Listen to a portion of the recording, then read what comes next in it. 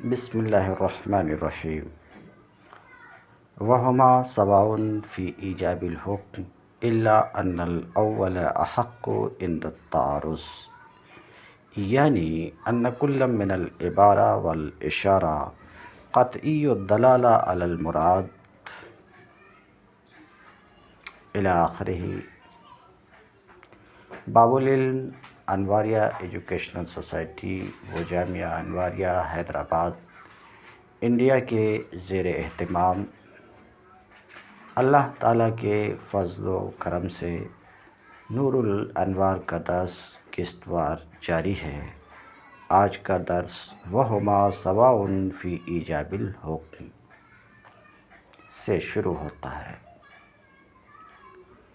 وہما سواء فی ایجاب الحکم، مصنف علیہ الرحمہ عبارہ اور اشارہ یعنی عبارۃ النص اشارۃ النص کی تعریف بیان کرنے کے بعد اب ان دونوں کا حکم بیان کر رہے ہیں اپنی عبارت وہما سواء فی ایجاب الحکم سے۔ تو حاصل کیا ہے جو بیان کرنا چاہ رہے ہیں؟ وہ یہ کہ عبارۃ النص اور اشارۃ النص کا حکم یہ ہے کہ ان دونوں میں سے ہر ایک حکم کو قطعی طور پر ثابت کرتے ہیں۔ ان دونوں میں سے ہر ایک سے حکم قطعی طور پر ثابت ہوتا ہے، یعنی عبارۃ النص اشارۃ النص سے ثابت ہونے والے حکم پر عمل لازم ہے، ضروری ہے، اس کا اعتبار واجب ہے۔ تو حکم آپ نے سنا کہ کیا حکم ہے؟ دونوں میں سے ہر ایک موجب حکم ہے قطعی طور پر، مثبت حکم ہے قطعی طور پر، دونوں میں سے ہر ایک سے حکم قطعی طور پر ثابت ہوتا ہے۔ ہاں، یہ الگ بات ہے کہ ان دونوں میں تعارض ہو تو پھر کیا ہوگا، پہلے اتنا دیکھیں۔ وہما سواء، اور وہ دونوں ضمیر پلٹ رہی ہے عبارہ اور اشارہ کی طرف، یعنی عبارۃ النص اشارۃ النص کی طرف۔ وہ دونوں برابر ہیں فی ایجاب الحکم، حکم کے ایجاب میں، حکم کے ایجاب میں، یعنی قطعی طور پر حکم کے اس بات میں دونوں برابر ہیں جس طریقے سے کہ حکم قطعی طور پر ثابت ہوتا ہے عبارہ سے، اسی طریقے سے حکم قطعی طور پر ثابت ہوتا ہے اشارہ سے۔ جس طریقے سے عبارۃ النص حکم کو ثابت کرتا ہے قطعی طور پر، اسی طریقے سے اشارۃ النص بھی حکم کو ثابت کرتا ہے قطعی طور پر۔ یہ معنی ہے وہما سواء فی ایجاب الحکم الا ان الاول۔ حکم تو آپ نے سن لیا اور آپ کو یہ بات معلوم ہوئی کہ دونوں سے ثابت ہونے والا حکم قطعی ہوتا ہے۔ دونوں حکم کو قطعی اور یقینی طور پر ثابت کرتے ہیں۔ البتہ اگر کسی مقام میں، کسی نص میں، کسی جگہ عبارۃ النص اور اشارۃ النص میں تعارض ہو جائے، پھر تو جو کچھ کہنا چاہ رہے ہیں وہ یہ کہ تعارض کے وقت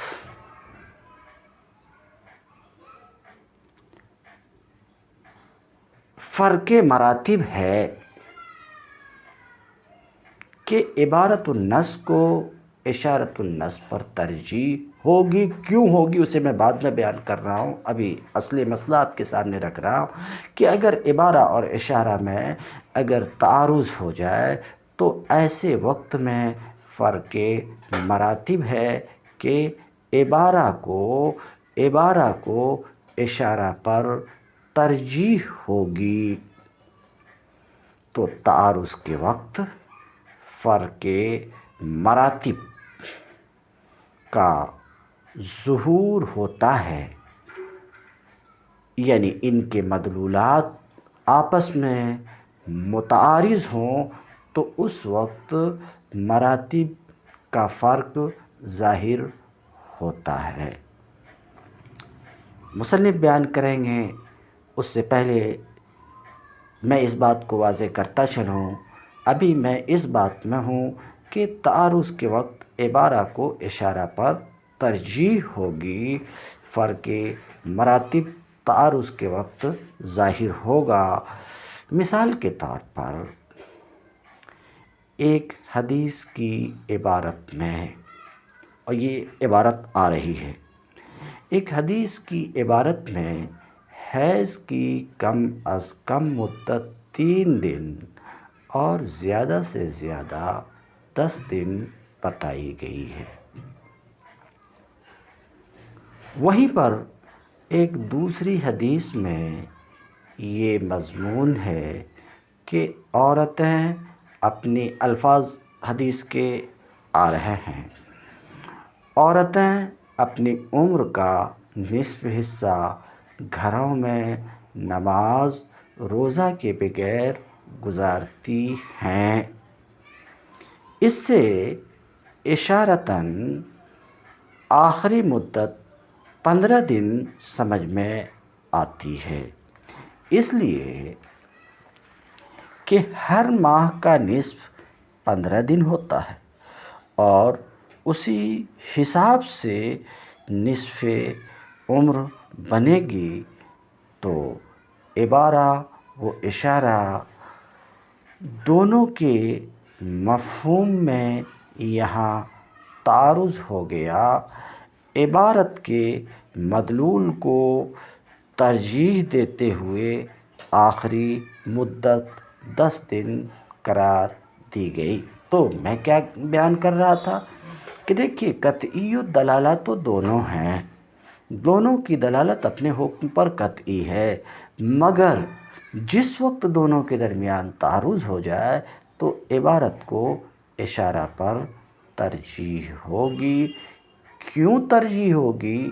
اگر آپ عبارہ اور اشارہ کی تعریف ما سبق میں سن چکے ہوں گے تو ترجیح کی وجہ آپ سمجھ سکتے ہیں، اور وہ یہ کہ عبارہ سے ثابت ہونے والا حکم الفاظ و عبارات سے مقصود ہے، کہ الفاظ و عبارات اس کے لیے لائے گئے ہیں، برخلاف اشارہ سے ثابت ہونے والا حکم وہ الفاظ و عبارات سے مقصود نہیں ہے۔ جب ایسا ہے تو ظاہر سی بات ہے جو الفاظ و عبارات سے مقصود ہیں اسے ترجیح ہوگی اس پر جو الفاظ و عبارات سے مقصود نہیں ہے۔ اب ہم شرح کی عبارت دیکھتے ہیں۔ متن کی عبارت: الا ان الاول حق عند التعارض، مگر اول اولا ہے تعارض کے وقت، یعنی کہ ان دونوں میں سے ہر ایک کل من العبارہ والاشارہ، اس عبارت سے ہما کی ضمیر کے مرجع کی طرف اشارہ کر رہے ہیں کہ ہما کی ضمیر کا مرجع عبارہ و اشارہ ہے، یعنی عبارہ اور اشارہ میں سے ہر ایک قطعی الدلالہ ہے، سواء فی ایجاب الحکم، قطعی الدلالہ ہے۔ آپ کہیں گے فی ایجاب الحکم سے تو بات واضح ہی ہو جا رہی ہے کہ دونوں برابر ہیں حکم کے قطعی طور پر اس بات میں، تو پھر یہ کہنے کی کیا ضرورت کہ عبارہ اور اشارہ میں سے ہر ایک قطعی الدلالہ ہے۔ تو ہم کہیں گے کہ شارح یعنی صاحب نور الانوار اپنی عبارت قطعی الدلالہ سے اشارہ کرنا چاہ رہے ہیں کہ مصنف کا قول جو ایجاب حکم ہما سواء فی ایجاب الحکم، مصنف کا قول میں جو ایجاب حکم ہے تو مصنف کے قول میں ایجاب حکم سے، مصنف کے قول میں ایجاب حکم سے اس بات حکم قطعاً مراد ہے، ایجاب حکم قطعاً مراد ہے، سمجھ رہے ہیں؟ ایسا نہیں ہے کہ ایجاب حکم سے مراد مصنف کی عبارت میں اس بات حکم نہیں ہے، اس بات وجوب نہیں ہے، اس بات وجوب نہیں ہے مصنف کی عبارت میں، تاکہ یہ اعتراض ہو سکے کہ عبارہ اور اشارہ وجوب کے ساتھ مختص نہیں ہے، بلکہ جس طریقے سے عبارہ اور اشارہ وجوب کو ثابت کرتے ہیں ویسے ہی حرمت کو بھی ثابت کرتے ہیں۔ یہ اعتراض اس وقت ہو سکتا تھا جب کہ حکم سے مراد صرف وجوب ہوتا، سمجھ رہے ہیں؟ حکم سے مراد وجوب ہوتا تو اشارہ کرنا چاہ رہے ہیں کہ یہاں حکم سے مراد صرف وجوب نہیں ہے، بلکہ حکم سے مراد، سمجھ رہے ہیں، صرف وجوب نہیں ہے، سمجھ رہے ہیں؟ تو کہتے ہیں یعنی عبارہ اور اشارہ میں سے ہر ایک قطعی الدلالہ ہے مراد پر، لیکن عبارت کو اشارہ پر ترجیح ہوگی۔ کیوں ترجیح ہوگی؟ اس لیے کہ عبارت النص سے ثابت ہونے والا حکم مقصود ہے، کلام اس کے لیے لایا گیا ہے، برخلاف اشارت النص سے ثابت ہونے والے حکم کے کہ وہ حکم مقصود نہیں ہے کلام سے اور کلام اس کے لیے نہیں لایا گیا ہے، اس لیے تعارض کے وقت عبارہ کو اشارہ پر ترجیح ہوگی۔ مثال ہو، اس کی مثال، کس کی مثال؟ تعارض کی مثال، عبارہ اور اشارہ کے درمیان تعارض کی مثال عبارہ کی ترجیح کے ساتھ، کہ دیکھیے عبارہ اور اشارہ کے درمیان یعنی عبارت النص اور اشارت النص سے ثابت ہونے والے حکم کے درمیان تعارض ہے، مگر تعارض کے وقت عبارہ کو اشارہ پر ترجیح ہے۔ اس کی مثال یہ ہے، اس کی مثال نبی کریم صلی اللہ علیہ وسلم کا قول عورتوں کے حق میں، آپ صلی اللہ علیہ وسلم کا یہ قول ہے اِنَّهُنَّ نَاقِصَاتُ عَقْلٍ وَدِینٍ۔ ایک موقع پر آپ صلی اللہ علیہ وسلم نے فرمایا، کیا فرمایا؟ ایک موقع پر آپ صلی اللہ علیہ وسلم نے فرمایا اِنَّهُنَّ، یہ عورتیں کم عقل اور کم دین ہیں۔ قلنا، تو عورتیں عرض کی وما نقصان عقلنا و دیننا، ہمارے عقل کی کمی اور ہمارے دین کی کمی کیا ہے؟ ہماری کم عقلی اور کم دینی کس طریقے سے ہے؟ عورتوں نے سوال کی اللہ کے رسول صلی اللہ علیہ وسلم سے، تو آپ صلی اللہ علیہ وسلم نے فرمایا بولو، کیا عورتوں کی گواہی مردوں کی گواہی کے نصف کے مانند نہیں ہے؟ رجل و امرأتان کتاب میں ہے، تو کیا عورتوں کی گواہی مردوں کی گواہی کے نصف کے برابر نہیں ہے؟ قلنا، تو عورتیں بولی بلا، کیوں نہیں؟ آپ صلی اللہ علیہ وسلم نے فرمایا فَذَلِكَ مِن نُقْصَانِ عَقْلِهَا، ایسا ہونا اس کے کم عقلی ہی کی وجہ سے ہے، نقصان عقل کی وجہ سے ہے، عقل کی کمی کی وجہ سے۔ پھر آپ صلی اللہ علیہ وسلم نے فرمایا تَقْعُدُ إِحْدَاكُنَّ شَطْرَ دَهْرِهَا فِي قَعْرِ بَيْتِهَا لَا تَصُومُ وَلَا تُصَلِّي۔ آپ صلی اللہ علیہ وسلم نے فرمایا کہ تم میں سے کوئی اپنی عمر کا نصف حصہ گھر کے گوشے میں بیٹھی رہتی ہو کہ نہ نماز پڑھتی ہو اور نہ روزہ رکھتی ہو؟ تو عورتیں بولی کیوں نہیں ایسا ہے، یعنی ایسا ہے۔ تو آپ صلی اللہ علیہ وسلم نے فرمایا یہ اس کی کم دینی ہے۔ فالحدیث، تو یہ حدیث جسے ابھی ابھی آپ نے سنا، سب سے پہلے تو جس حدیث کو آپ نے سنا یہ حدیث اپنے سند کے حوالے سے، یہ حدیث جرح و تعدیل کی روشنی میں تو رسائل الارکان میں یہ ہے کہ یہ حدیث بے بنیاد ہے، اس کی کوئی اصل نہیں ہے۔ اسی طریقے سے امام بیہقی نے کہا کہ حدیث کی کتابوں میں سے کسی بھی کتاب میں مجھے یہ حدیث نظر نہیں آئی۔ ابن جوزی نے کہا یہ غیر معروف حدیث ہے۔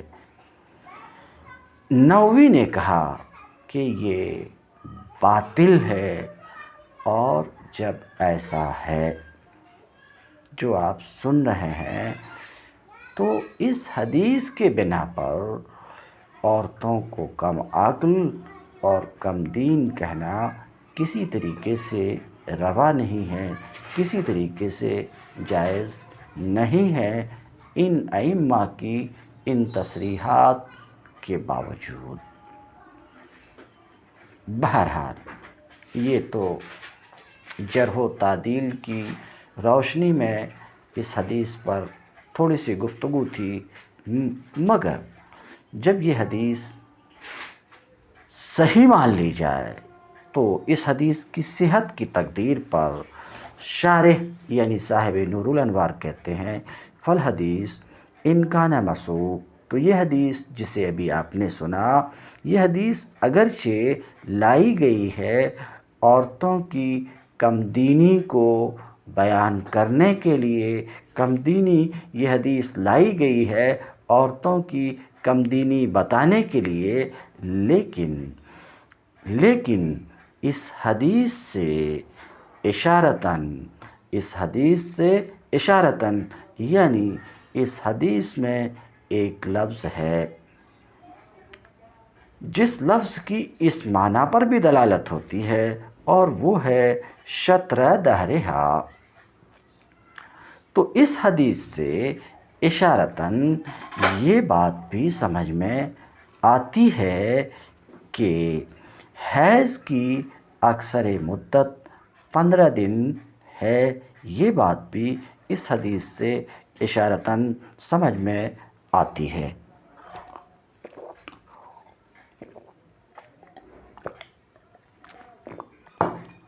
اس لیے کہ اس حدیث میں ایک لفظ شطر ہے، لغت میں یہ لفظ نصف کے لیے ہے، اصل وضع میں اس کا معنی نصف ہے۔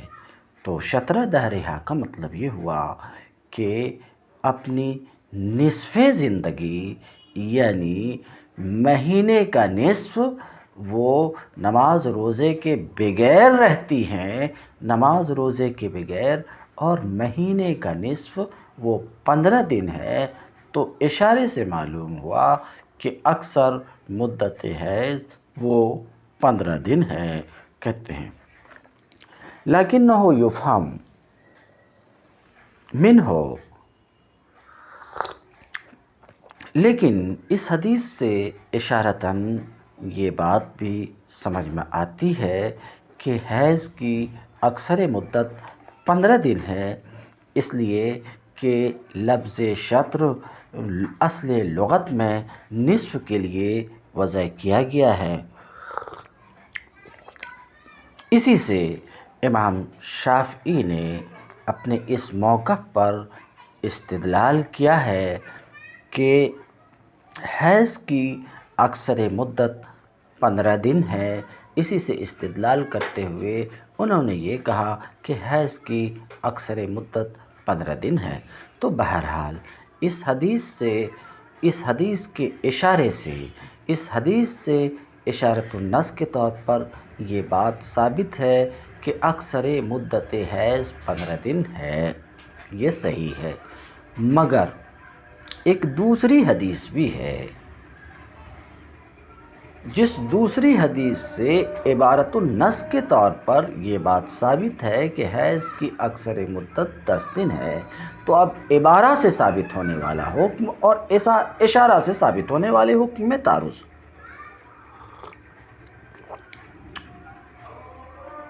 اس دوسری حدیث کو دیکھیں، وَلَكِنَّهُ، لیکن ابھی جو حدیث سنائی گئی، اس حدیث سے ثابت ہونے والا حکم معارض ہے، بما روی ہے، اس حدیث کے جو نبی کریم صلی اللہ علیہ وسلم سے مروی ہے، جو نبی کریم صلی اللہ علیہ وسلم سے مروی ہے کہ آپ صلی اللہ علیہ وسلم نے فرمایا اقل الحیض للجاریۃ البکر والثیب 3 ایام ولیالیہن ہے، کہ آپ صلی اللہ علیہ وسلم نے فرمایا کہ جاریہ، باکرہ اور سیبہ کے حیض کی اقل مدت کیا ہے؟ 3 دن اور راتیں ہیں، 3 دن اور 3 راتیں ہیں، اور اکثر مدت اور اکثر مدت 10 دن ہے۔ تو اس حدیث سے عبارۃ النص کے طور پر یہ بات ثابت ہے، عبارۃ النص سے یہ ثابت ہے کہ اکثر مدت حیض 10 دن ہے۔ کیوں؟ یہ اکثر مدت حیض کا 10 دن ہونا یہ اس حدیث کے الفاظ کا مدلول بھی ہے، مقصود بھی ہے۔ تو جب ایسا ہے، مدلول بھی ہے، مقصود بھی، تو یہ حکم عبارت کے طریقے پر ثابت ہے، عبارۃ النص سے ثابت ہے، اور پچھلا حکم کہ اکثر مدت حیض 15 دن ہے وہ اشارۃ النص سے ثابت ہے۔ کہتے ہیں لِأَنَّهُ عبارہ فی ھذا المعنی، اس لیے کہ نبی کریم صلی اللہ علیہ وسلم کا یہ فرمان اس معنی میں، جس معنی کو آپ سن چکے ہیں، اس معنی میں، کس معنی میں؟ کہ اکثر مدت حیض، اس معنی میں عبارہ ہے، تو ظاہر سی بات ہے عبارہ کو اشارہ پر ترجیح ہوگی، یعنی آخری مدت 10 دن قرار پائے گی، نہ کہ 15 دن قرار پائے گی۔ تو یہ بات واضح ہو گئی کہ ہیں تو دونوں قطعی الدلالہ، دونوں کی اپنی مراد پر دلالت قطعی ہے، دونوں قطعی طور پر مثبت حکم ہے، مگر اگر ایسا ہو کہ عبارہ اور اشارہ میں تعارض ہو تو تعارض کے وقت عبارہ کو اشارہ پر ترجیح ہوگی، جیسے کہ ان دونوں احادیث سے ثابت ہونے والا حکم، کہ ایک حدیث سے جو حکم ثابت ہے عبارہ کے طور پر، اور عبارہ کے طور پر جو حکم ثابت ہے وہ یہ ہے کہ حیض کی اکثر مدت 10 دن ہے، اور ایک دوسری حدیث سے اشارہ کے طور پر یہ ثابت ہے کہ اکثر، اشارۃ النص کے طور پر ثابت ہے کہ اکثر مدت 15 دن ہے۔ اب دونوں میں تعارض ہوا تو ترجیح عبارت کو ہوئی، اور اکثر مدت حیض 10 دن قرار پائی، نہ کہ 15 دن۔ وللاشارہ عموم، بات ختم ہو چکی، حکم کا بیان ہو چکا، عبارہ اور اشارہ کا حکم کا بیان ہو چکا۔ تو اب تک عبارہ اور اشارہ دونوں میں سے ہر ایک کی تاریخ گزر گئی، اور عبارہ اور اشارہ کا حکم بھی بتا دیا گیا کہ دونوں مثبت حکم ہیں، قطعی طور پر دونوں قطعی الدلالہ ہیں، دونوں کی اپنے اپنے مدلول، اپنے اپنے حکم پر دلالت قطعی ہوتی ہے، تعارض کا مسئلہ الگ ہے۔ اب وللاشارہ عموم کما للعبارہ، ایک دوسرے فائدے پر آپ کو متنبہ کرنا چاہ رہے ہیں کہ وہ حکم جو اشارۃ النص سے ثابت ہے، جس کی کئی مثال اب تک گزر چکی، اس حکم میں عموم ہوتا ہے کہ نہیں، وہ حکم عام ہو سکتا ہے کہ نہیں ہو سکتا ہے۔ سمجھ رہے ہیں؟ عبارت النص سے ثابت ہونے والا حکم عام ہو سکتا ہے کہ نہیں، اس میں عموم ہوتا ہے یا عموم نہیں ہوتا ہے۔ تو مصنف یہ بیان کر رہے ہیں کہ اشارت النص سے ثابت ہونے والے حکم میں عموم ہوتا ہے، اور جس حکم میں بھی عموم ہو اس میں تخصیص ہو سکتی ہے۔ ہر وہ حکم جس میں عموم جاری ہو، ہر وہ حکم جو عام ہے اس میں تخصیص بھی ہو سکتی ہے۔ تو عبارت النص سے ثابت ہونے والا حکم عام ہو سکتا ہے۔ اگر عام ہو سکتا ہے تو پھر اس میں تخصیص بھی جاری ہو سکتی ہے، یعنی وہ عام مخصوص بھی ہو سکتا ہے، سمجھ رہے ہیں، مخصوص البعض بھی ہو سکتا ہے اور غیر مخصوص بھی ہو سکتا ہے۔ نظر کیجیے، وللاشارہ عموم کما للعبارہ، اور اشارہ میں بھی یعنی اشارت النص سے ثابت ہونے والے حکم میں بھی، اشارت النص سے ثابت ہونے والے حکم میں بھی عموم ہوتا ہے۔ اشارت النص سے ثابت ہونے والا حکم بھی عام ہوتا ہے۔ اس تصریح کی ضرورت کیا پڑی؟ دو وجہ سے، ایک تو یہ کہ عبارہ کا بیان ہوا، اس میں کوئی دقت نہیں ہے، اس میں تو عبارہ سے ثابت ہونے والا حکم عام ہوتا ہے، اس میں کوئی پرابلم نہیں۔ اشارہ سے ثابت ہونے والا حکم عام ہوتا ہے کہ نہیں؟ جمہور کا مذہب یہی ہے کہ ہاں عام ہوتا، اس پر میں گفتگو کروں گا، مگر اس کے بعد ابھی دلالت النص اور اشارت النص آنے والا ہے۔ دلالت النص اقتضاء النص سے ثابت ہونے والے حکم میں عموم نہیں ہوتا، اس کے جسٹ متصل دلالت النص آ رہا ہے، اور دلالت النص سے ثابت ہونے والے حکم میں عموم نہیں ہوتا، تو ذہن کسی کا جا سکتا تھا کہ اشارت النص سے ثابت ہونے والے حکم میں بھی عموم نہیں ہوتا، تو تصریح کی ضرورت پڑ گئی کہ یہ دلالت النص کی طرح نہیں ہے کہ جس طریقے سے دلالت النص سے ثابت ہونے والے حکم میں عموم نہیں ہوتا ہے، یہ ویسا نہیں ہے، بلکہ اشارت النص سے ثابت ہونے والے حکم میں عموم ہوتا۔ اس وجہ سے تصریح کی ضرورت، دوسری خاص طور سے یہ تصریح کی ضرورت اس وجہ سے بھی ہوئی کہ بعض اہل علم قاضی ابو زید کا اختلاف ہے کہ اشارہ سے ثابت ہونے والے حکم میں عموم ہوتا، اس میں اختلاف ہے۔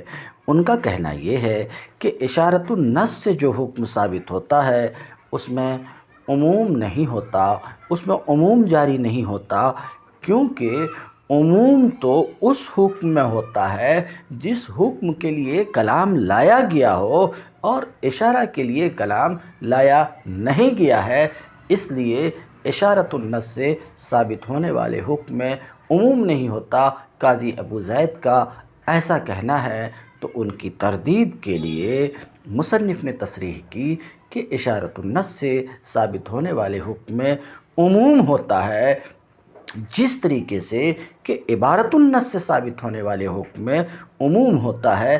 وجہ یہ ہے کہ ان دونوں میں سے ہر ایک، یعنی الثابت بعبارت النص، الثابت باشارت النص، ان دونوں میں سے ہر ایک نفس نظم سے ثابت ہے، نفس کلام سے ثابت ہے، نفس نص سے ثابت ہے، نفس لفظ سے ثابت ہے۔ تو ان دونوں میں سے ہر ایک جب نفس نظم سے، نفس کلام سے ثابت ہے، اور نظم میں عموم کا بھی احتمال ہوتا ہے، خصوص کا بھی احتمال ہوتا ہے، تو جب ان دونوں میں سے ہر ایک نظم سے ثابت ہے اور نظم میں عموم کا احتمال ہوتا ہے، تو ان دونوں میں سے ہر ایک میں بھی یعنی عبارت النص سے ثابت ہونے والا حکم، اشارت النص سے ثابت ہونے والے حکم میں بھی عموم کا احتمال ہے۔ کہتے ہیں لأن کلم منہما ثابت، کلم منہما ثابت بنفس النظم، اس لیے کہ ان دونوں میں سے ہر ایک عبارت النص اشارۃ النص میں سے ہر ایک نفس لفظ سے ثابت ہے۔ جیسا کہ آپ تعریف میں نظر کیجئے کہ مستدل کا استدلال ایک معنی پر نص کے لفظ سے تعریف گزر چکی، میں اشارہ کر رہا ہوں، اس لیے کہ ان دونوں میں سے ہر ایک نفس نظم سے ثابت ہے، نفس لفظ سے ثابت ہے، نفس لفظ سے ثابت ہے۔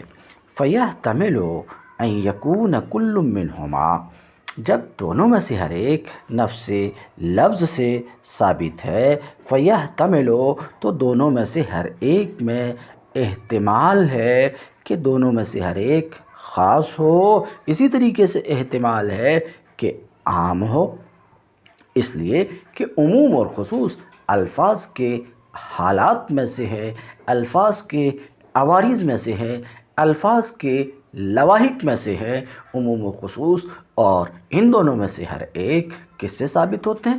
الفاظ سے ہی ثابت ہوتے ہیں۔ جب الفاظ سے ثابت ہوتے تو ان دونوں میں سے ہر ایک میں عموم کا بھی احتمال ہے، خصوص کا بھی احتمال ہے، تو بہرحال عموم کا بھی احتمال ہے، اور جب عموم کا احتمال ہے تو ان میں تخصیص کا بھی احتمال ہے۔ کیوں کہتے ہیں؟ تو احتمال ہے کہ ان دونوں میں سے ہر ایک، یعنی اشارۃ النص سے ثابت ہونے والا حکم اور عبارۃ النص سے ثابت ہونے والا حکم، ان دونوں میں سے ہر ایک خاص ہو، اور ہو سکتا ہے کہ عام ہو، تو عام ہو تو مخصوص البعض بھی ہو سکتا ہے اور غیر مخصوص بھی ہو سکتا، یہ تمام احتمال ہیں۔ اب ابھی جو بات کہی گئی کہ اشارہ میں بھی عموم ہوتا ہے، یعنی اشارۃ النص سے ثابت ہونے والے حکم میں بھی عموم کا احتمال ہے۔ ایسا ہو سکتا ہے کہ وہ حکم جو اشارۃ النص سے ثابت ہو وہ عام ہو، یہ گفتگو ہوئی۔ اب عام ہو تو وہ عام مخصوص البعض بھی ہو سکتا ہے، غیر مخصوص بھی ہو سکتا ہے۔ آپ کہیں گے کہ کسی مثال سے سمجھائیے، ہو سکتا ہے صرف آپ بول رہے ہیں۔ ایسا ہو سکتا ہے کہ عبارۃ النص سے ثابت ہونے والا حکم عام ہو اور اس میں پھر کچھ تخصیص ہوئی ہو، اسے کسی مثال سے سمجھائیے۔ تو اس کی مثال یہاں پر صاحب نور الانوار ملا جیون خود بیان کرتے ہیں۔ مثال الاشارہ، اشارۃ النص سے ثابت ہونے والے اس حکم کی مثال جو حکم عام ہے اور اس حکم عام میں تخصیص جاری ہوئی ہے، یعنی اشارۃ النص سے ثابت ہونے والا حکم عام مخصوص منہ البعض ہے۔ اس کی مثال یہاں پر دیکھیے۔ اللہ رب العزت کا فرمان ہے وَلَا تَقُولُوا لِمَن يُقْتَلُ فِي سَبِيلِ اللَّهِ أَمْوَاتٌ۔ ترجمہ آپ کو معلوم ہے، وہ لوگ جو راہ خدا میں شہید ہوئے انہیں مردہ نہ کہو، بل احیاء، بلکہ زندہ ہے۔ تو اللہ رب العزت کا یہ فرمان وَلَا تَقُولُوا لِمَن يُقْتَلُ عَلَایہ، یہ قول، یہ کلام شہداء کے درجے کی بلندی کو بتانے کے لیے آیا ہے، لایا گیا ہے۔ تو اس معنی میں تو عبارۃ النص ہے، اس میں مجھے بھی گفتگو نہیں کرنا ہے، مگر اشارۃ النص سے، اس کلام کے اشارۃ النص سے یہ حکم بھی ثابت ہے کہ شہداء کی نماز جنازہ نہیں ہے۔ کہیں گے یہ کیسے ثابت ہے؟ کیونکہ اس کلام میں شہداء سے اموات کی نفی ہے اور آگے بل احیاء ان کو زندہ کہا گیا واضح لفظ میں. تو شہداء کو اللہ رب العزت نے حی قرار دیا ہے، شہداء کو زندہ قرار دیا ہے اپنے اس قول میں، اور زندہ شخص کی نماز جنازہ نہیں ہے. تو اس کلام سے اشارۃ النص کے طور پر یہ بات، اشارۃ النص سے یہ بات ثابت ہے، یہ حکم ثابت ہے کہ شہداء کی نماز جنازہ نہیں ہے، شہداء کی نماز جنازہ نہیں ہے. مگر اس میں یہ جو عام ہے، عام مخصوص منہ البعض ہے، اس طور پر کہ اس عام سے بعض کی تخصیص ہوئی ہے. حضرت حمزہ کی تخصیص ہوئی ہے، جیسا کہ حدیث میں ہے اور آپ کی کتاب میں موجود ہے. کون سی کتاب میں ہے؟ اس کی تصریح حاشیہ میں موجود ہے. تو حدیث میں ہے کہ حمزہ رضی اللہ تعالی عنہ کی نماز جنازہ 70 بار پڑھی گئی. تو اس عام سے حمزہ کی تخصیص ہوئی تو اب یہ مثال ہوئی اس اشارہ کی، یعنی اشارۃ النص سے ثابت ہونے والے حکم کی، جس سے بعض کو حمزہ کو خاص کیا گیا. تو پھر یہ دعویٰ ثابت ہوا کہ اشارۃ النص سے ثابت ہونے والے حکم میں عموم ہوتا ہے، عموم بھی ہوتا ہے، اور اس میں تخصیص کی گنجائش بھی ہو سکتی ہے. کہتے ہیں مثال الاشارہ، اس اشارہ کی مثال، اشارۃ النص سے ثابت ہونے والے حکم کی مثال جس میں سے بعض کو خاص کیا گیا، جیسے اللہ تعالیٰ کا قول وَلَا تَقُولُوا لِمَن يُقْتَلُ فِي سَبِيلِ اللَّهِ اموات، کیونکہ اللہ تعالیٰ کا یہ قول شہداء کے درجے کی بلندی کے لیے لایا گیا ہے. لیکن اللہ رب العزت کے اس قول سے اشارہ کے طور پہ یہ بھی سمجھ میں آتا ہے. کیسے سمجھ میں آتا؟ اس کی طرف میں اشارہ کیا. اشارہ کے طور پر یہ بھی سمجھ میں آتا ہے کہ شہید کی نماز جنازہ نہیں ہے، اس لیے کہ شہید زندہ ہے اور زندہ کی نماز جنازہ نہیں ہے. پھر اس سے حمزہ کو اشارۃ النص سے جو حکم ثابت ہے، سمجھ رہے ہیں، وہ عام ہے، سمجھ رہے ہیں. پھر اس سے حمزہ کو رضی اللہ تعالیٰ عنہ کو خاص کیا گیا، کیونکہ ان کی 70 بار نماز جنازہ ادا کی گئی. 70 بار فتح القدیر میں اس کو امام احمد کی روایت سے نقل کیا ہے، اور امام احمد حضرت عبداللہ ابن مسعود رضی اللہ تعالیٰ عنہ سے راوی ہیں، اور درایا شرح الہدایہ میں بھی یہ بات موجود ہے، سمجھ رہے ہیں، یہ روایت موجود ہے کہ ان کی نماز 70 بار ادا کی گئی. ھذا کلہ علی رأی الشافعی، یہ پوری گفتگو جو آپ نے سنا ابھی کہ شہید کی نماز جنازہ نہیں ہے، سمجھ رہے ہیں، یہ پوری گفتگو امام شافعی کے رائے پر تھی. لیکن ہماری رائے پر ہمیں پیش کیا کرنا ہے؟ اس اشارہ کی مثال دینی ہے، یعنی اشارۃ النص سے ثابت ہونے والے حکم کی مثال دینا ہے، جس میں عموم ہے، جو حکم عام ہے اور پھر اس سے بعض کی تخصیص ہوئی. اس کے لیے ایک مثال آپ دیکھ لیں. لیکن ہمارے رائے پر تو اس کی مثال یہ ہے. دیکھیے، اس سے پہلے درس میں بیان کر چکا کہ اللہ رب العزت کا قول وَعَلَى الْمَوْلُودِ لَهُ رِزْقُهُنَّ وَكِسْوَتُهُنَّ، جس کا بچہ ہے اس کے ذمہ ان کا کھانا اور کپڑا ہے. میں گفتگو کر چکا یہاں، اور جو ابھی کر رہا ہوں یہ گفتگو بھی ما سبق میں کر چکا ہوں، وہ یہ کہ علی المولود لہو میں لام ملک کے لیے بھی ہے۔ تو علی المولود لہو کا لام اس بات کا بھی افادہ کر رہا ہے، لام کے ذریعے سے اس بات کی طرف بھی اشارہ ہے کہ خود بچہ اپنے والد کا مملوک ہے۔ تو لام تملیک اس بات کا افادہ کر رہا ہے کہ بچہ اپنے والد کا مملوک ہے، اور ظاہر سی بات ہے جب بچہ اپنے والد کا مملوک ہے تو اس بچے کا جو مملوک ہوگا وہ مملوک جو بچے کا ہوگا والد کا بھی ہوگا، کہ والد مملوک ہے، ولد مملوک ہے والد کا، ولد مملوک ہے والد کا، تو جو مملوک ہوگا ولد کا کھلی ہوئی بات ہے کہ وہ یقینی طور پر مملوک ہوگا والد کا۔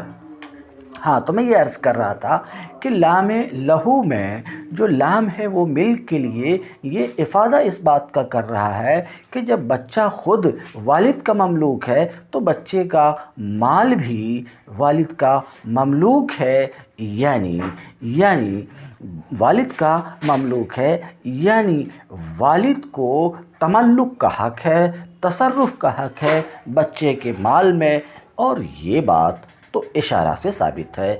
یہ وہ حکم ہے جو اشارۃ النص سے ثابت ہے، جس پر ہم پہلے کل کے درس میں گفتگو کر چکے کہ لام ملک سے، لام کے ذریعے سے اشارہ ہے کہ والد کو ولد کے مال میں تصرف کا حق ہے ضرورت کے وقت۔ تو یہ تو اشارۃ النص سے ثابت ہے۔ تو اب ولد کا مال عام ہے، ولد کے مال میں ولد کی جاریہ بھی داخل ہے، باندی بھی داخل ہے، مگر اشارۃ النص سے جو حکم ثابت ہے وہ عام ہے، مگر اس سے بعض کو خاص کیا گیا ہے، بعض کو خاص کیا گیا کہ ولد کی جاریہ میں والد کو تصرف کا حق نہیں ہے، تصرف جائز نہیں ہے۔ کیونکہ یہ ضرورت معتبر نہیں ہے، یہ حاجت معتبر نہیں ہے اس جگہ، اس مسئلے میں۔ تو جاریہ میں، ولد کی جاریہ میں والد کے لیے تصرف جائز نہیں ہے، یہاں تک کہ اگر تصرف کر لیا تو والد پر اس کی قیمت کا ادا کرنا واجب ہوگا۔ تو اب یہ مثال ہوئی، کس کی مثال ہوئی؟ اس اشارہ سے ثابت ہونے والے حکم کی مثال ہوئی، اس اشارہ سے ثابت ہونے والے حکم کی مثال ہوئی جس سے بعض کو خاص کیا گیا ہے۔ وَأَمَّا عَلَىٰ رَائِنَا، لیکن ہماری رائے پر، ہم احناف کی رائے پر، تو اس کی مثال وہ ہے جو بیان کی گئی ہے کہ دیکھیے اللہ تعالیٰ کے قول وَعَلَى الْمَوْلُودِ لَهُ الآیہ کے عموم سے وطی الاب جاریۃ ولدہ، سمجھ رہے ہیں، اس کو خاص کیا گیا ہے کیونکہ یہ والد کے لیے ولد کی جاریہ سے وطی حلال نہیں ہے، سمجھ رہے ہیں، حلال نہیں ہے، حتیٰ وجبت علیہ، یہاں تک کہ باپ پر اس کی قیمت واجب ہوگی، باپ پر اس کی قیمت واجب ہوگی۔ وَأَمَّا الثَّابِتُ بِدَلَالَةِ النَّصِّ فَمَا ثَبَتَ بِمَعْنَى النَّصِّ لُغَةً لَا اجْتِهَادًا۔ یہاں سے چوتھی تقسیم کی تیسری قسم کا بیان شروع ہوتا ہے مصنف کی عبارت سے۔ اس سے پہلے دو قسموں کا بیان ہوا، اب یہاں چوتھی تقسیم کی تیسری قسم کا بیان اور اس کی تعریف ہے، مگر یہاں تیسری قسم کا بیان اور اس سے پہلے دو قسم کا بیان، پہلے کے دونوں بیان اور اب کے بیان میں انداز بیان مختلف ہے۔ کہ پہلے کا انداز بیان تھا عمل استدلال بعبارت النص فہو العمل، عمل استدلال باشارت النص فہو العمل۔ وہاں پہلی دو قسم میں یوں انداز بیان تھا، اور تیسری قسم میں انداز بیان ہے کیا؟ وَأَمَّا الثَّابِتُ بِدَلَالَةِ النَّصِّ فَمَا ثَبَتَ۔ ایک ہی تقسیم کی قسموں کا پے در پے بیان ہو رہا ہے۔ دو قسم کے بیان میں انداز بیان وہ تھا، تیسری قسم کے بیان میں انداز بیان بدلا کیوں؟ تو ایک وجہ ابھی مصنف بیان کریں گے، اور ایک وجہ اور سنیے، انداز بیان میں تبدیلی ذائقہ کے لیے ہے، ذائقہ میں تبدیلی کے لیے۔ کیوں؟ کہ جب حقیقت سمجھ میں آ گئی تو انداز بیان کی تبدیلی سے، انداز بیان کی تبدیلی سے وہ حقیقت جو سمجھ میں آ چکی ہے، سمجھ رہے ہیں، انداز بیان کی تبدیلی سے وہ حقیقت نہیں بدلے گی۔ بہرحال تو میں یہ عرض کر رہا ہوں، انداز بیان کی تبدیلی ذائقہ میں تبدیلی کے لیے ہے، ایسے ہی جیسے کہ التفات میں ہوتا ہے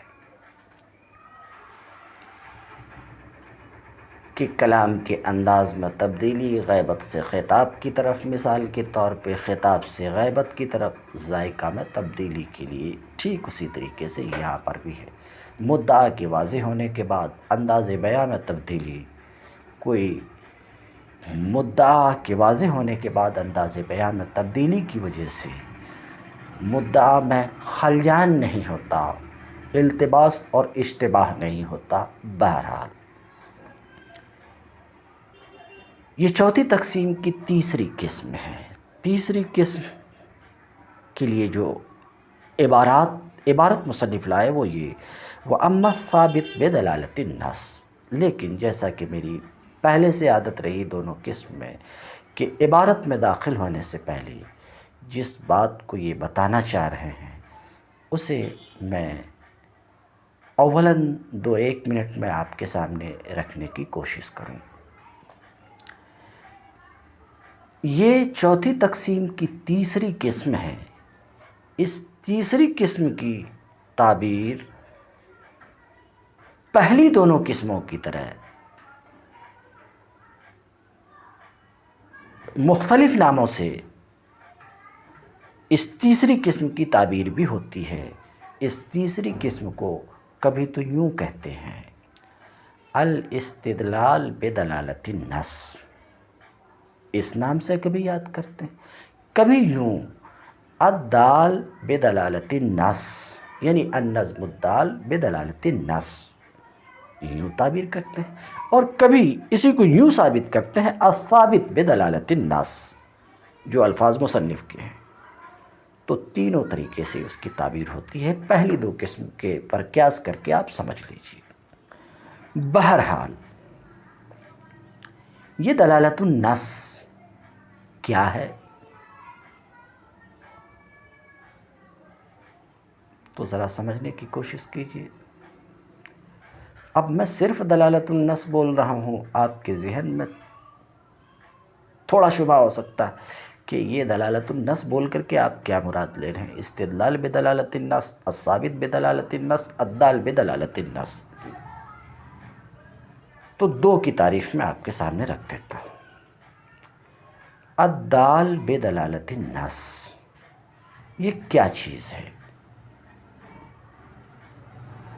تو نظر کیجئے، الدال بدلالت النص یعنی الکلام الدال بدلالت النص، النظم الدال دلالت النص، یہ ایک کلام ہے۔ کیا میں عرض کر رہا ہوں؟ النظم الدال بدلالت النص، اتنا لمبا نہیں بولا جاتا، بولتے ہیں صرف الدال بدلالت النص۔ یہ الدال بدلالت النص کلام کا، لفظ کا، مثال میں آؤں گا میں، کلام اور لفظ ایک چیز ہے۔ لفظ کا اپنے منطوق یعنی معنی موضوع لہو، لفظ کا اپنے منطوق یعنی معنی موضوع لہو کہ مسکوت ان، کیا بولا میں؟ لفظ کا اپنے منطوق یعنی معنی موضوع لہو کہ مسکوت ان کے لیے، ابھی تک جتنا سا بولا اسے کیچ کیجئے، لفظ کا اپنے منطوق کے مسکوت ان کے لیے منطوق کے حکم کے ثبوت پر دلالت کرنا، منطوق کے حکم کے ثبوت پر دلالت کرنا کسی ایسی علت کے بنا پر جسے عبارت سے ہر صاحب زبان سمجھ سکے۔ مثال سے سمجھیے اس بات کو، اللہ رب العزت کا قول وَلَا تَقُل لَهُمَا اُفٍّ، والدین کو اف نہ کہو، اللہ رب العزت کا یہ فرمان تو تعفیف کی تحریم میں عبارت النص ہے، اس میں مجھے بھی گفتگو کرنی نہیں کیونکہ وہ گفتگو پیچھے ہو چکی ہے۔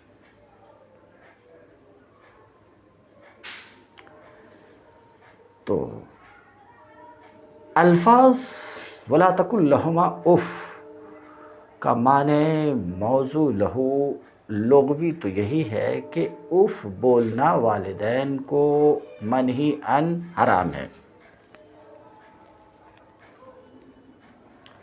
مگر اللہ رب العزت کے اس کلام، جس کو سمجھانے کے لیے ہم لفظ بھی بول سکتے ہیں، کلام اور لفظ ایک چیز ہے، یہ کلام، لفظ، کیا کام ہے؟ لفظ اور کلام کا منطوق کے مسکوت ان کے لیے، منطوق یہاں پر کیا ہے؟ معنی موضوع لہو کیا ہے؟ اف، تو تعفیف یہ لفظ کا منطوق ہے، یہاں تعفیف لفظ کا منطوق ہے، معنی موضوع لہو، تو لفظ کا منطوق کہ مسکوت ان، منطوق تو آپ نے دیکھ لیا کہ معنی موضوع لہو تعفیف ہے، اور مسکوت ان کیا ہے؟ منطوق کا مسکوت ان کیا ہے؟ مثلا ضرب مثال کے طور پہ، والدین کو مارنا مثال کے طور پہ، یہ مسکوت ان ہے۔ اسی طریقے سے اور بھی مسکوت ان ہے، گالی دینا، جھگڑا کرنا، یہ مسکوت ان ہے۔ تو کیا میں کہا؟ لفظ کے منطوق، منطوق آپ دیکھ رہے ہیں تعفیف، لفظ کے منطوق کے مسکوت ان ضرب ہے، تو لفظ منطوق اور مسکوت ان، منطوق کون ہے؟ تعفیف، مسکوت ان کون ہے؟ مثال کے طور پہ ضرب۔ تو میں یہ کہا کہ کلام کا، لفظ کا اپنے منطوق کے مسکوت ان جس سے سکوت اختیار کیا گیا وہ ضرب ہے، مسکوت ان کے لیے منطوق کا حکم ثابت کرنا، یا دوسرے لفظ میں کہو منطوق کے حکم کے ثبوت پر دلالت کرنا، منطوق کے حکم، منطوق تعفیف، اس کا حکم کیا ہے؟ تحریم ہے، تو منطوق یعنی قرآن کے الفاظ اس بات پر تو دلالت کر ہی رہے ہیں عبارت النص کے طور پر کہ تعفیف حرام ہے، والدین کو اف کہنا، کسی بات پر اف کہنا حرام ہے، یہ وَلَا تَقُل لَهُمَا اف اس بات کے اوپر تو دلالت کر ہی رہے ہیں عبارت النص کے طور پر، مگر وَلَا تَقُل لَهُمَا اف عبارت النص کے طور پہ جہاں اس بات کے اوپر دلالت کر رہے ہیں کہ والدین کو اف کہنا حرام ہے، وہیں یہ کلام، یہ الفاظ وَلَا تَقُل لَهُمَا اف اس بات پر بھی دلالت کر رہے ہیں، اس بات پر بھی دلالت کر رہے ہیں کہ مارنا، اسی طریقے سے گالی دینا، اسی طریقے سے جھگڑا کرنا بھی ان سے حرام ہے۔ تو دیکھیے لفظ وَلَا تَقُل لَهُمَا اف تعفیف کی تحریم پر بھی دال، اور یہ الفاظ وَلَا تَقُل لَهُمَا اف یہ الفاظ ضرب کی حرمت پر بھی دال۔ یہ الگ بات ہے کہ دلالت کی کیفیت الگ الگ ہے، مگر وہ الفاظ اس پر بھی دلالت کر رہے ہیں۔ اب جتنا سا میں ابھی عرض کر چکا ہوں اس پر غور کیجئے، تو اس کا مطلب یہ ہوا کہ وَلَا تَقُل لَهُمَا اف تعفیف کی حرمت پر یہ لفظ دال ہے عبارہ کے طریقے سے، اور یہی لفظ ضرب کی حرمت پر بھی دال ہے۔ تو ضرب کے لیے کوئی لفظ نہیں ہے، والدین کو مارنا کوئی لفظ نہیں، مگر جو الفاظ ہیں وَلَا تَقُل لَهُمَا اف جو الفاظ ہیں، جو کلام ہے، وہ کلام منطوق تعفیف کے مسکوت عن ضرب کے لیے، ضرب کے لیے سمجھ رہے ہیں، مسکوت عن کے لیے منطوق کے حکم، منطوق کا حکم تعفیف کی حرمت کے ثبوت پر یہ کلام دال ہے، اس بات کے اوپر بھی دال ہے، اور یہ دلالت عبارت سے ہی سمجھ میں آتی ہے۔ یہ دلالت سمجھ میں آنے کے لیے کوئی لمبے چوڑے علم کی ضرورت نہیں ہے، صرف اتنی سی علم کی ضرورت ہے کہ زبان کی جانکاری ہو۔ تو ہر وہ شخص جس کو زبان کی جانکاری، عربی زبان کی جانکاری ہے، زبان دانی سے ہی، محض زبان دانی سے ہی اس کلام سے جہاں تعفیف کی تحریم کو وہ سمجھتا ہے، وہیں ضرب کی تحریم کو بھی سمجھ جاتا ہے، اگرچہ مقام اجتہاد سے اس شخص کو کوئی تعلق نہ ہو، وہ مجتہد نہ ہو، اس کے باوجود اس کلام سے اس بات کو بھی سمجھتا ہے کہ والدین کو مارنا حرام ہے۔ تو ان الفاظ کی وَلَا تَقُل لَهُمَا اف اس کلام کی اس بات پر دلالت، یہ دلالت النص ہے۔ کیا مطلب؟ یعنی یہ کلام الدال بدلالت النص ہے، یہ کلام اس بات پر کہ والدین کو مارنا حرام ہے، یہ الدال بدلالت النص ہے۔ تو الدال بدلالت النص کس چیز کا نام ہوا؟ لفظ کا اپنے منطوق کے مسکوت عن کے لیے، منطوق کے حکم کے ثبوت پر دلالت کرنا کسی ایسی علت کے بنا پر جسے عبارت سے ہی ہر صاحب زبان سمجھ سکے، یہ ہے الدال بدلالت النص۔ اب یہیں پر آپ کو سمجھنا ہے الحکم الثابت بعبارت النص، وہ حکم جو نص کے معنی التزامی سے وہ حکم جو نص کے معنی التزامی سے ثابت ہے، وہ حکم جو نص کے معنی التزامی سے ثابت ہے، درا حالے کہ یہ معنی جو نص کے معنی التزامی سے ثابت ہے، اس معنی کے سمجھ میں آنے کے لیے کسی قیاس اور اجتہاد کی ضرورت نہ ہو، محض زبان دانی سے ہی یہ معنی سمجھ میں آئے، تو یہی حکم دلالت النص سے ثابت ہے۔ تو میں یہ کہا کہ اللہ رب العزت کا قول وَلَا تَقُل لَّهُمَا اُفٍّ الدال بدلالت النص ہے کس بات کے اوپر؟ کہ والدین کو مارنا حرام ہے۔ یہ سن لیا آپ نے؟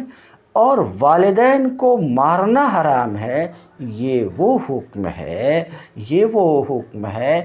جو حکم اللہ تعالیٰ کے قول وَلَا تَقُل لَّهُمَا اُف سے دلالت النص کے طور پر ثابت ہے۔ اب اگر ایک استدلال کرنے والا، ایک مستدل اس حکم پر کہ والدین کو مارنا حرام ہے، اس حکم پر اللہ رب العزت کے اس کلام سے وَلَا تَقُل لَّهُمَا اُف سے استدلال کرتا ہے اس حکم پر، تو اس کا یہ استدلال بدلالت النص ہے۔ اس کا یہ استدلال کیا ہے؟ استدلال بدلالت النص ہے۔ تو مجھے لگتا ہے کہ دلالت النص کی تعریف آپ کو سمجھ میں آئی ہوگی، یعنی الدال بدلالت النص بھی آپ سمجھ رہے ہیں، اور الحکم الثابت بدلالت النص کی بھی سمجھ آپ کو آئی ہوگی، اور الاستدلال بدلالت النص کو بھی آپ محفوظ کر لیے ہوں گے۔ کیا ہے دلالت النص؟ کس چیز کا نام ہے؟ نص کی روح پہ عمل کا نام یہ دلالت النص ہے۔ کیوں؟ کیونکہ یہ جو نص آپ نے سنا وَلَا تَقُل لَّهُمَا اُفٍّ، اس نص کی روح والدین سے ہر طرح کی اذیت کو ختم کرنا ہے، ہر طرح کی اذیت کو ختم کرنا ہے، یہ نص کی روح ہے۔ تو دلالت النص کیا ہے؟ نص کی اسپرٹ، نص کی روح پر عمل کا نام ہے۔ ذرا اور اندر جائیں گے تو ایسا لگے گا کہ بات میں کہہ چکا ہوں، ذرا اندر جائیں گے تو ایسا لگے گا کہ دلالت النص میں کیا ہوتا ہے کہ منطوق کے حکم کو، ایک ایسی چیز کے حکم کو جس چیز کا صاف لفظ میں نص میں ذکر ہے، وہی حکم اس کے لیے جس چیز کا نص میں نام نہیں لیا گیا ہے، اس کے لیے وہی حکم دلالت النص میں ثابت کیا جاتا ہے۔ دونوں میں علت کے اشتراک کی وجہ سے دلالت النص میں ایسا ہوتا ہے بلفظ دیگر۔ دلالت النص میں اگر آپ نظر ڈالیں گے جو کچھ میں بیان کیا، تو اس سے آپ کو یہ بات سمجھ میں آئے گی کہ دلالت النص میں کیا ہوتا ہے۔ منطوق کے حکم کو مسکوت ان کے لیے ثابت کیا جاتا ہے علت مشترکہ کی وجہ سے۔ تو آپ کو ایسا لگے گا یہ تو پھر دلالت النص قیاس ہے، کیونکہ قیاس میں ایسا ہی ہوتا ہے کہ ایک چیز کے حکم کو دوسری چیز میں ثابت کیا جاتا ہے علت مشترکہ کی وجہ سے، تو پھر اسے دلالت النص کہنے کی جگہ قیاس کہہ دیجیے، کیونکہ جو کچھ بیان ہوا اس سے یہی بات سمجھ میں آئی کہ دلالت النص میں المعنی الثابت بدلالت النص میں یہی ہے، المعنی الثابت بدلالت النص اسی چیز کا نام ہے کہ ایک چیز کے حکم کو دوسری چیز میں ثابت کرنا علت میں اشتراک کی وجہ سے، تخفیف کے حکم کو ضرب کے لیے ثابت کیا علت میں اشتراک کی وجہ سے، اور علت کیا ہے؟ ایذا ہے کہ اس میں بھی ایذا اس میں بھی ایذا، تو یہ تو قیاس ہے، تو دلالت النص کی جگہ اسے قیاس کہہ دیجیے۔ ہم کہیں گے بعض لوگوں نے ایسا کہا ہے کہ دلالت النص قیاس جلی ہے، مگر دلالت النص کو یہ بات صحیح ہے کہ دلالت النص اور قیاس میں کچھ قدر مشترک بھی ہے، قدر مشترک ہے، اس بات سے ہم انکار نہیں کر سکتے ہیں کہ دلالت النص اور قیاس میں قدر مشترک ہے۔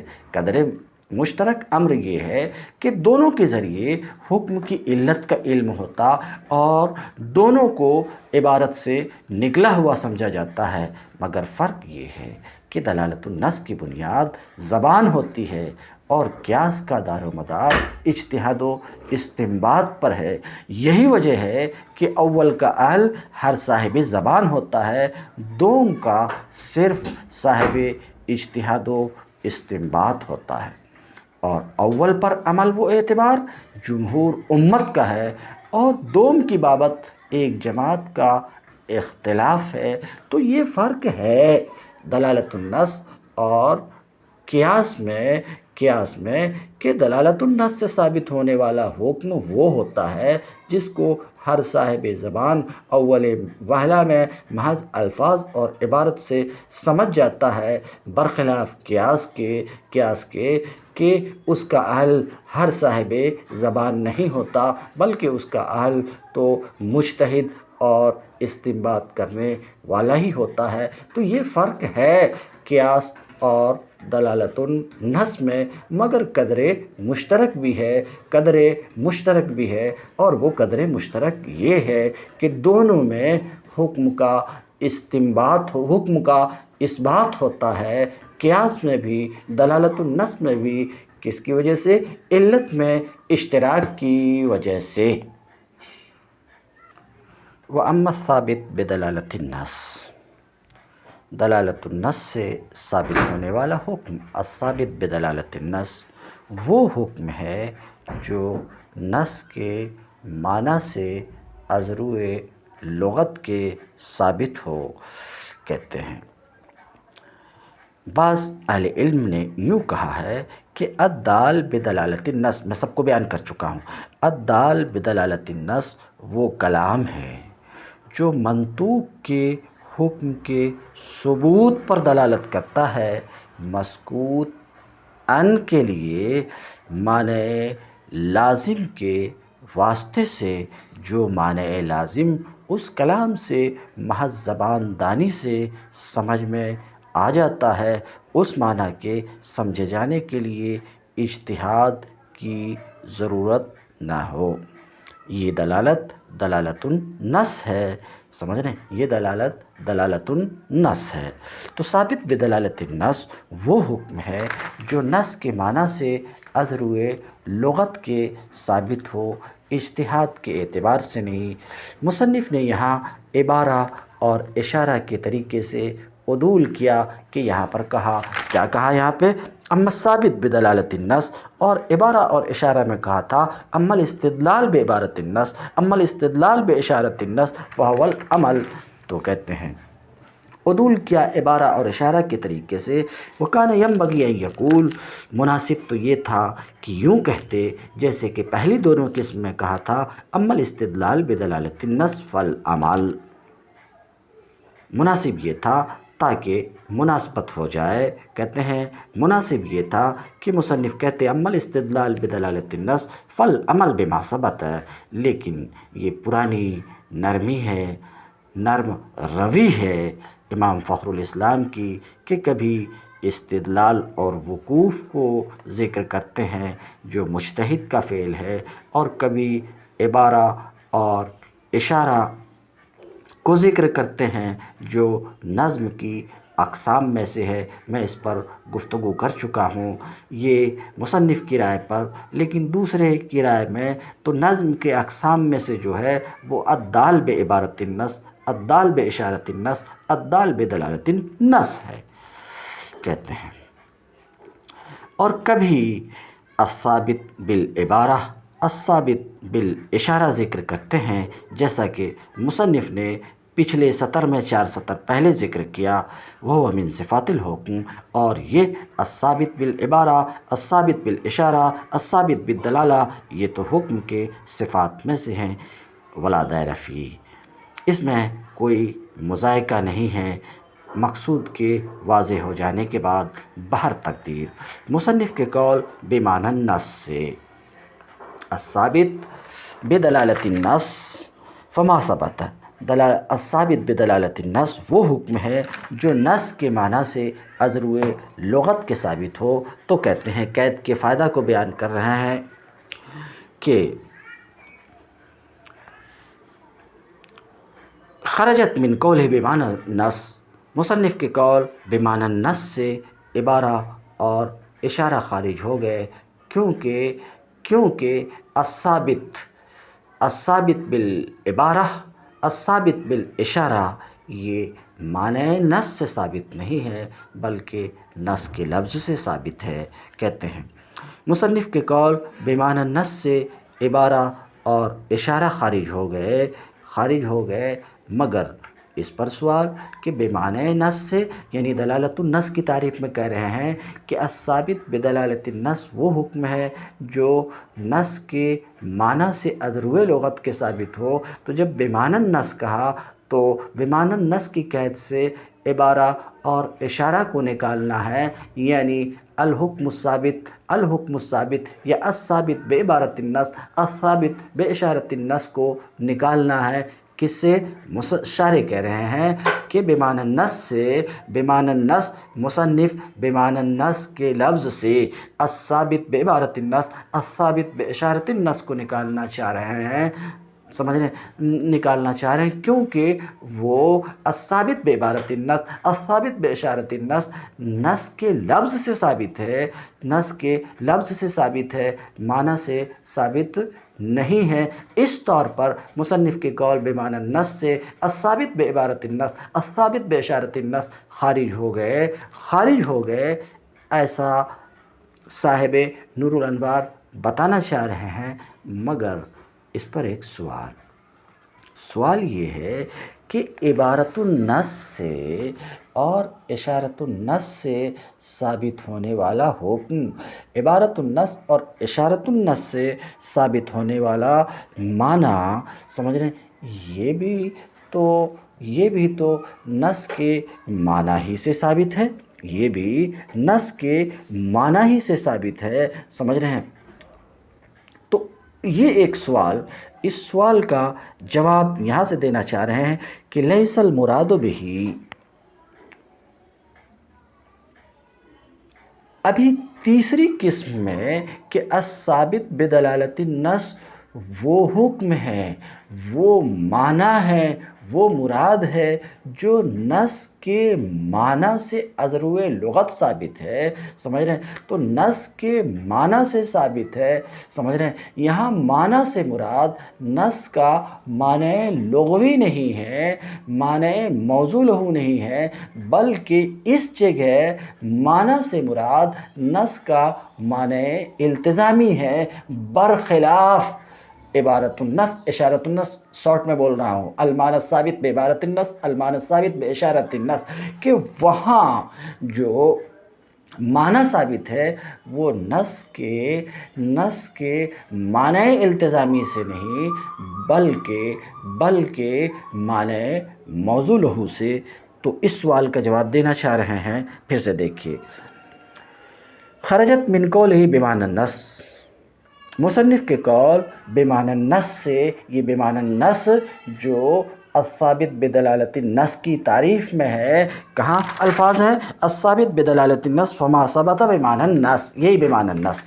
تو مصنف کے قول بمعنی النص سے عبارہ اور اشارہ خارج ہو گئے، ولیس المراد بہ، یہاں جو بمعنی النص ہے تو معنی نص سے مراد اس کا نص کا معنی لغوی موضوع لہو نہیں ہے۔ یہ عبارت کیوں آ رہی ہے کیا کہنا چاہ رہے ہیں؟ تو محشی کہتے ہیں یہ دفع دخل مقدر ہے، اس کی تقریر یہ ہے کہ مصنف کی قول بمعنی نص سے عبارہ اور اشارہ کیسے خارج ہو جائیں گے، کیونکہ عبارہ اور اشارہ میں سے ہر ایک میں عمل ہے اس معنی پر جو نص کے معنی سے لغتاً ثابت ہے، جس کا افادہ ظاہر لفظ کر رہا ہے، اور وہ معنی لغوی ہے، لفظ کا موضوع لہو ہے، لفظ کا معنی لغوی موضوع لہو ہے۔ تو شارح نے اس کا ازالہ کیا کہ دیکھیے مراد معنی سے مصنف کی قول بمعنی نص میں کیا ہے معنی التزامی ہے۔ تو عبارت النص اشارت النص میں جو عمل ہے تو معنی التزامی پر عمل نہیں ہے، بلکہ معنی موضوع لہو پر عمل ہے، اور دلالت النص میں جو عمل ہے وہ نص کے معنی التزامی پر عمل ہے۔ تو یہاں معنی نص سے مراد معنی التزامی ہے، جیسے کہ ایلام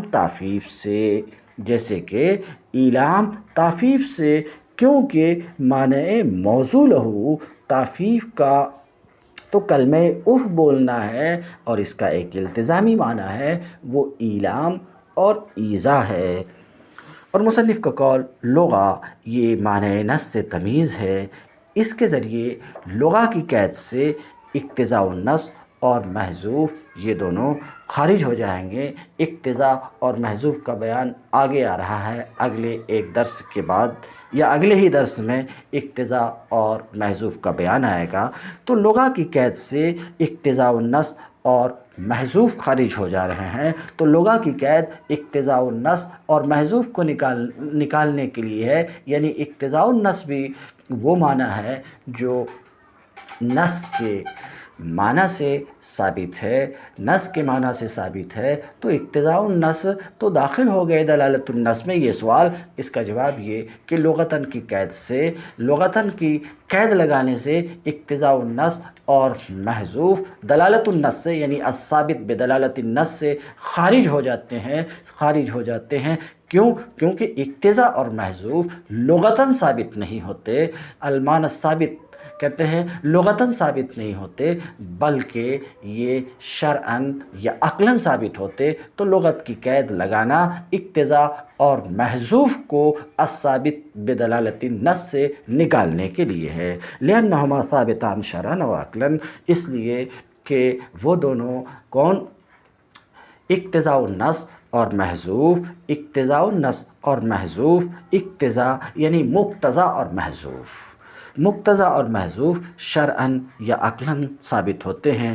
اور مصنف کا قول اجتہاداً لغتاً ہے، لا اجتہاداً کہتے ہیں، لا اجتہاداً یہ مصنف کی قول لغتاً ہی کی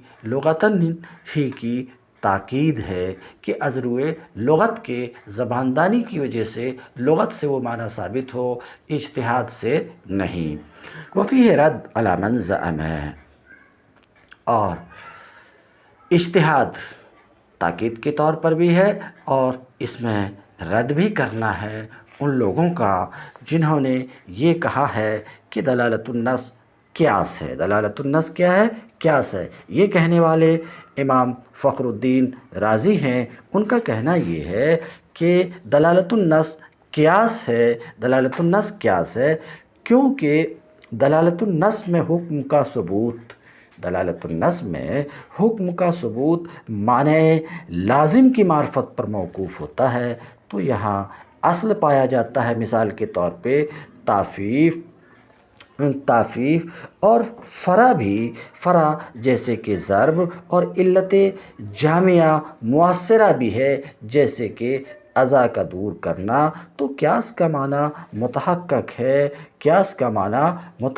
ہے، ولما کان، ہاں مگر جب یہ ظاہر ہے تو اسے قیاس جلی کہیں گے، ایسا امام رازی اور کچھ لوگوں نے کہا ہے۔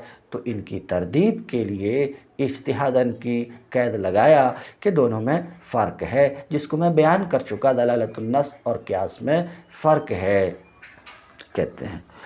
یہ رد کرنے کے لیے ان لوگوں کا جنہوں نے کہا کہ دلالت النص وہ قیاس ہی ہے، لیکن قیاس وہ خفی ہے۔ قیاس کیا ہے؟ خفی ہے، اور دلالت جلی ہے۔ وکیف یکون ھذا، ایسا کیسے ہو سکتا ہے؟ دلالت قیاس کس طریقے سے ہو سکتی ہے؟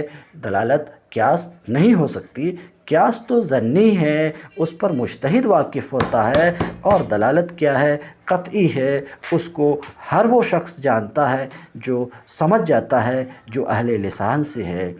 نیز یہ دلالت تو قیاس کی مشروعیت سے پہلے بھی تھی، اور دلالت کی جہاں تک بات ہے تو منکرین قیاس بھی دلالت کا انکار نہیں کرتے ہیں۔ کن نہیں عن التعفیف یوقف بھی علی حرمت ضرب، جیسے کہ نہیں عن التعفیف ولا تقل لہما اف، نہیں عن التعفیف سے ضرب کی حرمت کی معرفت ہوتی ہے اجتہاد کے بغیر۔